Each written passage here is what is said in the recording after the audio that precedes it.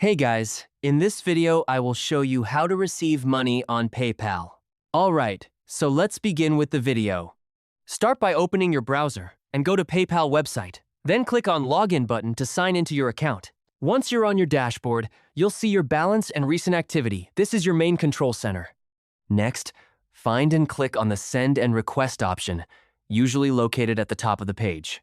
This section allows you to either send money or request payments from others. On the next screen, enter the email address, phone number, or name of the person you want to request money from. If you've interacted with them before, PayPal may suggest their details automatically. Select the correct contact to continue. Now, enter the amount you want to receive and make sure the currency is correct. Below that, you'll see an Add a Note field. It's a good idea to include a short description of what the payment is for. Once everything looks correct, click the Request button. PayPal will send a notification to the recipient, and once they complete the payment, the money will appear in your PayPal balance. And that's it. So that's basically how you can receive money on PayPal. So that's all for this video. See you in the next one. Thanks.